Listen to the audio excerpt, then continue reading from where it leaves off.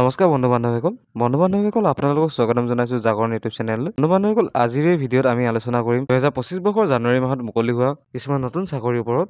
বন্ধু বান্ধৱীসকল, এই চাকৰিসমূহৰ ভিতৰত ন্যূনতম শিক্ষাগত অৰ্হতা 8 পাছৰ পৰা আদি কৰি গ্ৰেজুৱেশ্যনলৈকে আছে। গতিকে অকণো পলম নকৰি বলক ভিডিঅ'টো আৰম্ভ কৰোঁ। বন্ধু বান্ধৱীসকল, প্ৰথমটো চাকৰি মুকলি হৈছে DME ফালৰ পৰা, অৰ্থাৎ ডাইৰেক্টৰ অফ মেডিকেল এডুকেশ্যন ফালৰ পৰা। ইয়াৰ পষ্টসমূহৰ সংখ্যা হৈছে 3130টা পষ্ট। তাৰে ভিতৰত গ্ৰেড 3 টেকনিকেলৰ সংখ্যা হৈছে 1708টা পোষ্ট, গ্ৰেড 3 নন টেকনিকেলৰ সংখ্যা হৈছে 765টা পোষ্ট, গ্ৰেড 4 পোষ্টসমূহৰ সংখ্যা হৈছে 657টা পোষ্ট। এডুকেশ্যন কোৱালিফিকেশ্যন চাব গ'লে গ্ৰেড 3 নিৰ্দিষ্ট এডুকেশ্যন কোৱালিফিকেশ্যন অনুযায়ী গ্ৰেড 3 সমূহৰ পোষ্ট দিয়া হৈছে, আৰু গ্ৰেড 4 আপুনি চাব গ'লে ন্যূনতম শিক্ষাগত অৰ্হতা কেৱল 8 পাছ হ'লে হ'ব, কিন্তু মেক্সিমাম আপোনাৰ কোৱালিফিকেশ্যন ক্লাছ 12 পাছলৈকে আবেদন কৰিব পাৰে। এজ ক্ৰাইটেৰিয়া চাব গ'লে 18 পৰা 40 বছৰ বয়সৰ লোকে আবেদন কৰিব পাৰে। এজ ৰিলেক্সেশ্যনত চাব গ'লে OBC আৰু MOBC কেণ্ডিডেটক 3 বছৰ এজ ৰিলেক্সেশ্যন দিয়া হৈছে, আৰু ST আৰু SC সকলৰ বাবে 5 বছৰ দিয়া হৈছে, আৰু PWD কেণ্ডিডেটৰ কাৰণে 10 বছৰ এজ ৰিলেক্সেশ্যন দিয়া হৈছে। আপোনালোকৰ ইয়াত এমপ্লয়মেণ্ট এক্সচেঞ্জ কাৰ্ড কম্পালচৰি হয়। চিলেকশ্যন প্ৰচেছত চাব গ'লে ইয়াত এক্সাম পতা হ'ব। ইয়াত আপোনালোকে চিলেবাছ চাব পাৰে। চিলেবাছটো হ'ল আপোনালোকৰ English, social studies, mathematics, general knowledge, mental ability and logical reasoning. আবেদন কৰা ডেটসমূহ আপোনালোকে চাব পাৰে 5 জানুৱাৰী 2025 পৰা 16 জানুৱাৰী 2025।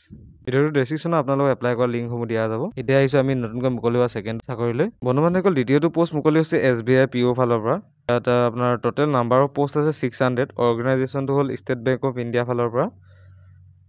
কোৱালিফিকেশ্যন গ্ৰেজুৱেশ্যন বিচৰা হৈছে। এপ্লিকেশ্যন প্ৰচেছ অনলাইন হ'ব, আৰু ষ্টাৰ্টিং ডেট আপোনাৰ 27 ডিচেম্বৰ 2024 পৰা আৰম্ভ কৰি লাষ্ট ডেটটো দিয়া হৈছে আপোনাৰ 16 জানুৱাৰী 2025।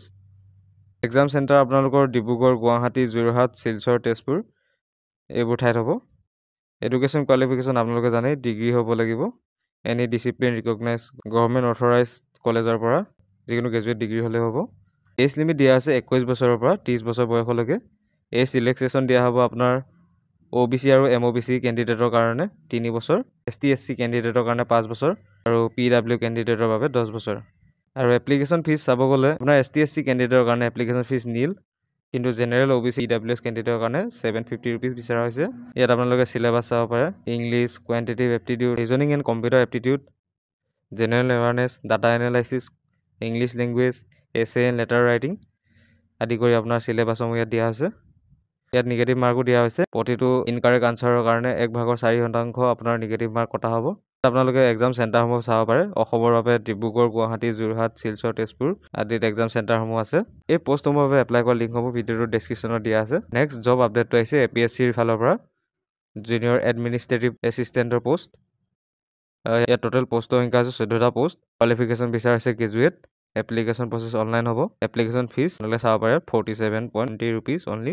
ষ্টাৰ্টিং ডেট আপোনাৰ আৰম্ভ হৈছে 20 ডিচেম্বৰ 2024 পৰা আৰম্ভ কৰি লাষ্ট ডেট দিয়া আছে 9 জানুৱাৰী 2025। এই পদসমূহৰ ভিতৰত আন ৰিজাৰ্ভৰ বাবে আছে 8টা পষ্ট, OBC MOBCৰ কাৰণে আছে 4টা পষ্ট, আৰু ST AHৰ কাৰণে আছে আপোনাৰ 2টা post. Education qualification applicants must hold a bachelor degree in arts, science and commerce from a recognise university. অৰ্থাৎ আপোনালোকে আৰ্টছ, কমাৰ্চ বা ছায়েন্সত যিকোনো বেচেলৰ ডিগ্ৰী এটা থাকিলে হ'ব। কম্পিউটাৰ নলেজ বিচৰা হৈছে ইয়াত। কেণ্ডিডেট মাষ্ট পছেছ এ মিনিমাম 6 মান্থ ডিপ্ল'মা চাৰ্টিফিকেট, অৰ্থাৎ ছমহীয়া কম্পিউটাৰ ডিগ্ৰী এটা থাকিলে হ'ব। এজ লিমিট দিয়া হৈছে আপোনালোকৰ 21 বছৰৰ পৰা আৰম্ভ কৰি 40 বছৰ বয়সলৈকে। এজ ৰিলেক্সেশ্যন আপোনালোকে চাব পাৰে। OBC MOBC কেণ্ডিডেটৰ কাৰণে 3 বছৰ, ST SC কেণ্ডিডেটৰ কাৰণে 5 বছৰ, আৰু PWD কেণ্ডিডেটৰ কাৰণে 10 বছৰ। এপ্লিকেশ্যন ফিজ চবৰে সমানেই। ইয়াত চাব পাৰে 47.20 ৰুপিজ। এই পষ্টসমূহৰ বাবে এপ্লাই কৰা লিংক হ'ব ভিডিঅ'টোৰ ডেছক্ৰিপশ্যনত দিয়া হ'ব। আপোনালোকে এপ্লাই কৰিব পাৰে। বন্ধু বান্ধৱীসকল, আশা কৰোঁ ভিডিঅ'টো চাই ভাল পালে। ধন্যবাদ।